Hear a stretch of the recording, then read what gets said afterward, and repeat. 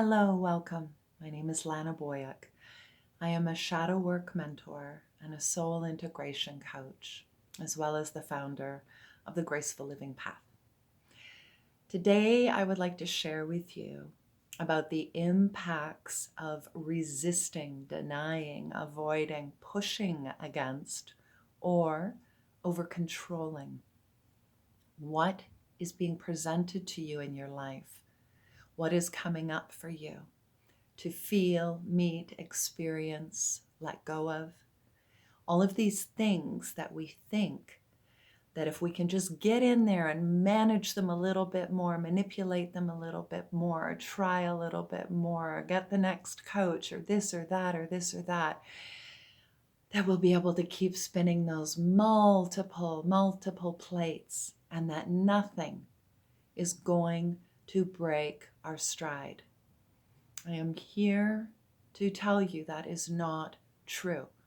Even if you are seeing individuals on social media or different platforms suggesting to you that all you need to do is this to maintain all of this, and it comes from a very efforted push energy or that over utilization of what we call the masculine force, that directed energy that is going out. It is laser focused. It is nonstop. It can be aggressive at times. It's not kind. It's not kind to the nervous system. It's not kind to the body. It's often not kind to your relationships because it creates division, because we become so obsessed. So even as I talk about it, I feel my own visceral memories of being in that in my life, in my business. The impact of it still lingers. There's echoes. This is because my nervous system got so fragmented, so frazzled, so just overextended that I ended up in 2 burnouts. And each burnout took longer for me to recuperate from. So I'm going to just bring you on a little story right now. But before I do, I want you to check in with yourself. Where in your life do you feel that you are trying to over control, where you are pushing, you are forcing, you are like going for it, even though you are getting signs and symptoms and messages that you need to pause, you need to stop, or you need to reroute? Where are you making a no into a yes? Why this is important is because depending on what season you are in your life, so if you're not a young spring chicken anymore, so to say, and you've had quite a bit of life, maybe you've raised children, maybe you've been running your own business for a long time, or you've just been in a very stressful way in life, within your work, within relationships. Just being a human is quite difficult, and learning how to navigate things is a lot of work. So if we are in that stage or season in our life where we don't quite have the same level of energy or resilience, the ability to adapt, we might be already depleted, spent, exhausted, drained, empty. We can also be at an age in our lives where we just naturally don't generate the same kind of energy because it's not required. So, do you stay in a relationship with, the victim consciousness, we call it, where you now are just assuming life is out to get you, or others are going to steal your ideas, and you work and work and you provide and you do all of this, but you're never appreciated, or your relationship is falling apart, or you're still spending more than you're bringing in, even if your income is going up? What about your health? What about your relationship with spirituality or something bigger than you to support you, to guide you, to encourage you, to hold your heart? What about your relationship with friends, play, rejuvenation, revitalization? So I want you to consider one area of your life and give it a grade from 1 to 10. 10 being you are overextended. You are empty. You are just, you've hit a wall. And 0 being you're great. There's nothing, there's no impact happening. So now I'm going to bring you back to my story.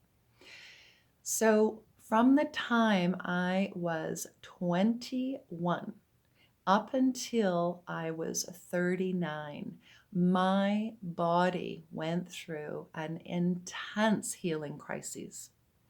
My first one was something called cold-induced urticaria, and this was bottled up anger, resentment, bitterness, hatred towards my father. I won't get into the story of what's behind that, but it happened when I got tremendously angry at him one day and I raged. Shortly after that, I developed hives, welts, this burning inflammation in my body. I went to specialists, allergists. They said this is what it was called, and it was a reaction within my body to anything outside of my body that was colder than what my internal heat was. So it created welts. I knew at that time, though, that this experience developed right after that raging at my father. So it just made sense to me on a more metaphysical level that my body was attempting to express, expunge, release the rage. This was a process to release the urticaria. It took 22 years. It was so difficult, but I had a lot of stuff bottled up inside of me. Then I went into this phase of fibromyalgia when I was 32. That took about 4 years to undo. I had to change my life. I had to look at every place in my life where I was trying to control, trying to make something that I didn't like into something else, not accepting what was happening on life's agenda, what it was presenting to me, to meet, to feel, to experience, to deal with, to heal. Then I ended up with Epstein-Barr. Then I ended up with severe, severe depression that finally just brought me to my knees. And now this compounded effect of all of these things releasing themselves through my body, through my emotions, through my psyche. I just knew I need to learn how to accept. I need to learn that I'm not in survival, that I am safe, even if my nervous system still believes otherwise. I need to rewire. I need to do some deep healing. I need to accept and soften and stop pushing. Stop driving so hard. Stop trying to become something maybe I wasn't intended to because that looked like success. Being willing to let go of things that are no longer serving me because they are taking my energy reserves. They are taking my life force. And at that time when I needed to do so much healing, I needed to preserve my energy. So I ended up at a fork in the road. Do I have myself in some capacity, even if it's subconsciously, stay in victim, or do I pivot and learn to become that sovereign, self-agent individual that has the power to create change in her nervous system, in the stories that are stored in the cells?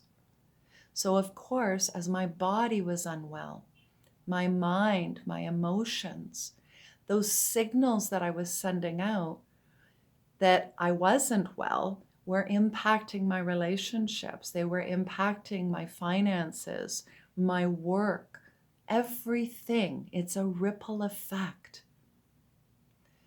So looking back at you, where are you somewhere in a 6 to a 9 in your scale of grading how deficient you are in one of those areas where you are not accepting life on life's terms, but rather trying to make it something else?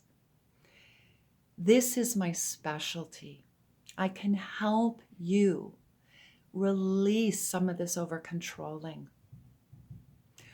Come into a deeper relationship with more energy, higher vibrational relationships, an attraction energy, a magnetic energy that pulls opportunities and experiences to you. This is my inner calm method, a 4-part system that I truly believe every human being would benefit from experiencing. Very simple tenets, principles that when you implement them and you continue to be aware of them and live with them, embody them, you are going to find yourself better able to meet life's storms from that place of calmness within you, where you know when to make effort, when to pause and listen, when to strategize and act, when to pull back and release and let go, when to put more energy on the things that matter to you and your intrinsic, holistic well-being, rather than what somebody has told you is going to be best for you, even when your wisdom knows it's not true. So please, if this interests you, if this appeals to you, to learn how to meet life with more grace, more love, more compassion, more kindness, more steadiness, then check out the Inner Calm Method. I can promise you, if you do all of the work, you are going to have a very different relationship with who you actually are, not who you've been groomed to be or who you think society wants you to be. So lanaboyack.com, the Inner Calm Method. Blessings and love to you, dear human, doing your best to navigate life when there is so much unsteadiness going on. Blessings and love.